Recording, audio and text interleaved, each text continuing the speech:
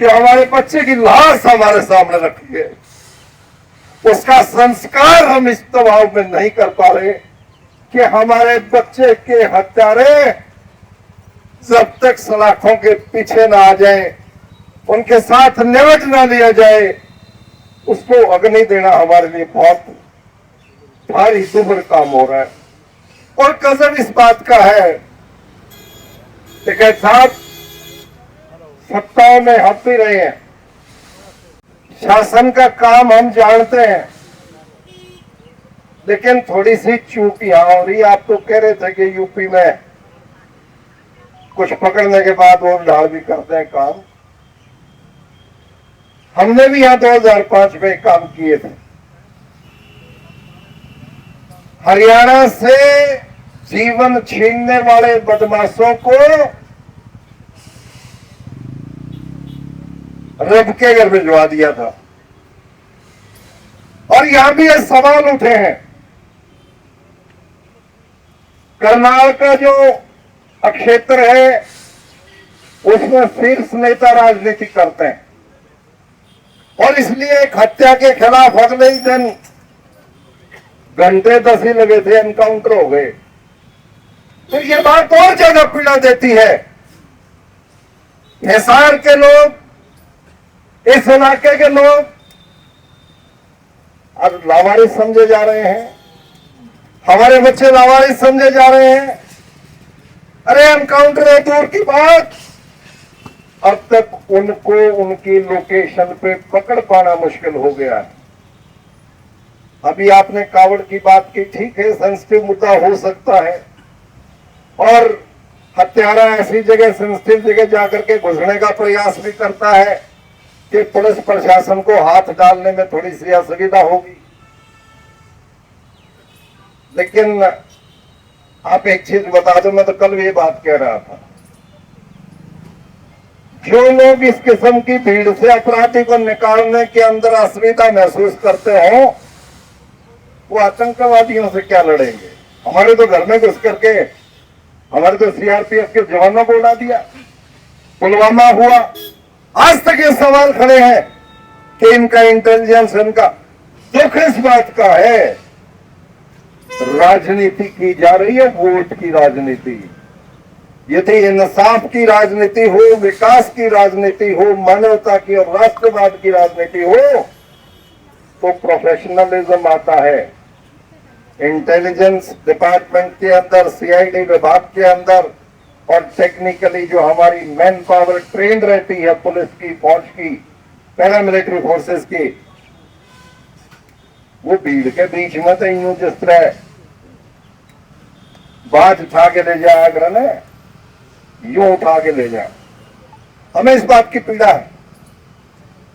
कोई भी ऐसी बात, अभी भी रास्ते में आते आते मैं अधिकारियों से चर्चा कर रहा, 3 से चौथा नहीं हुआ। कल हमने कमेटी में बात करने से पहले इस बात का जिक्र किया था कि हम बड़ी पंचायत बुलाने से पहले और 24 घंटे का समय प्रशासन को दे दें। कल ये यूं ना कहे साहब हमें तो पता नहीं था, हमारे साथ ये बढ़ गया, अब आपने ये कर दिया। हम मौका दे रहे हैं, पूरा अपनी लाश को सामने रख के मौका दे रहे हैं, धैर्य हमने रखा हुआ है। कल यदि महापंचायत यहाँ पे होगी, उसके द्वारा कोई कठोर एक्शन हो गया, तो ये एक हत्या किस निर्णायक दौर में लेकर के जाएगी इस प्रशासन को और देश को, इस बात का आंकलन मुख्यमंत्री को और जो करनाल से दिल्ली में बड़े हुक्मरान बैठे हैं,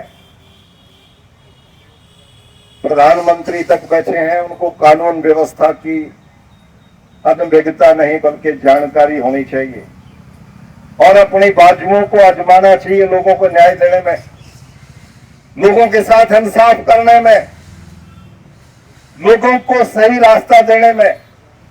हमारे मुख्यमंत्री तो ट्रैक सूट पहन के सवेरे जवानों के साथ भागने लग जाएंगे, 2 किलोमीटर भाग लिया, भाग्या जाए ना भाग्या जाए, सांस है इनकी वो छुट्टी। किसी दिन कबीर जी ने उठा ले, कभी भगत जी ने उठा ले, किसी ने कोई सरोकार नहीं किसी देवता से और किसी किस्म के हमारे पुराने सूरमाओं से सिर्फ एक प्रयास के साथ करते हैं कि इसके बहाने बहुत सारा पैसा इकट्ठा हो जाता है, बहुत सारा खर्चा दिखा करके। एक इवेंट यहाँ स्टेडियम में हो रहा था और मैं बैठ के उसका मैंने आकलन पूछा तो आप अंदाजा नहीं लगा सकते, जो 20 लाख के अंदर काम हो उसके ऊपर 10-10 करोड़ के बिल बने। और उस पैसे की खपत कहाँ होती है आप जानते हो। ये जो कह रहे हो ना कि साहब ईवीएम हो गया, फलाना हो गया, ये तो जनता बैंक की बहाली, कुछ नहीं, सब कुछ व्यापारीकरण कर दिया लूट खसोट के साथ। तो जिनका ध्यान सुबह से शाम तक इस किस्म के षड्यंत्रों में हो, अगले 5 साल की नींव अगले एक चुनाव के बाद में तुरंत इसी काम पे लग जाते हो, उनको नहीं जानकारी है कि कानून व्यवस्था मेंटेन कैसे होगी।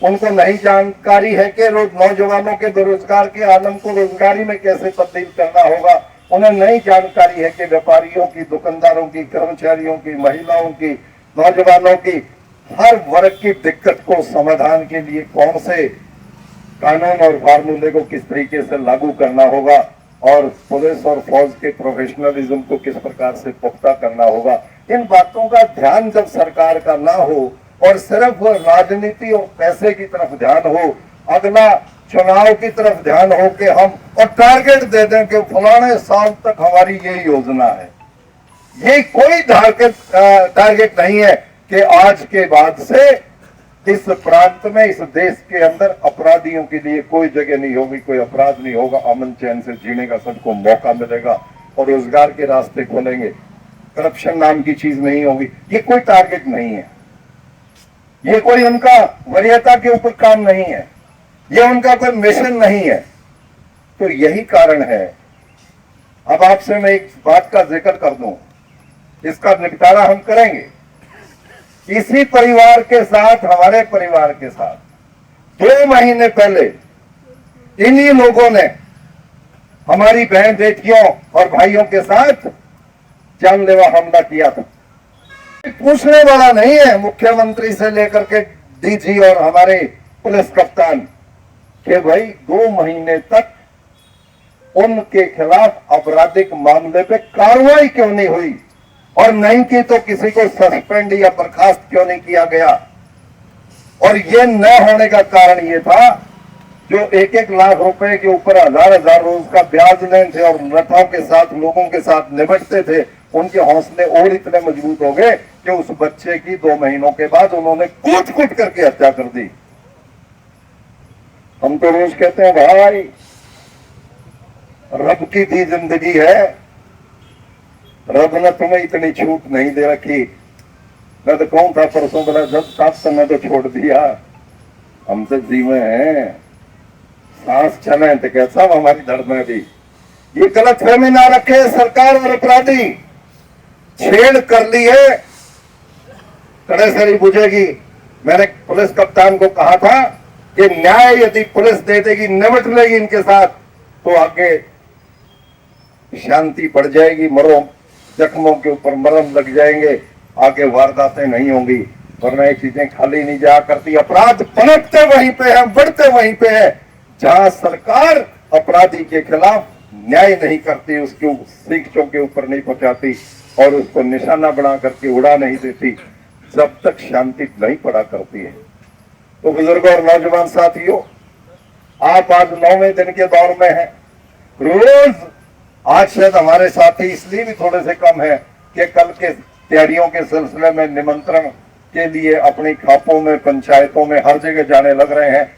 और हम तो ये चाहते थे आपकी अगवानी में और भी ज्यादा हमारे शौक संतप्त साथी आपके साथ बीच में बैठते और कल वो सारी बातें यहाँ पे की जाएंगी जिसके लिए आज हमारे साथी सब बाहर गए हुए हैं। और सरकार, मैं समझता हूं कि कल की बजाय आज सचेत हो जा, कल 11 बजे की बजाय 10 बजे तक निर्णय दे दे, कल 10 बजे तक हमारा तसल्ली करा दे कि वे भीतर पड़े हुए सारे, अब 2 तो गए राम के घर। तो कल 12-11 बजे पंचायत जो होगी वो खापे पंचायतें मशकूर होंगी, आभारी होंगी, धन्यवादी होंगी। अन्यथा का कुछ नहीं पता होता भाई।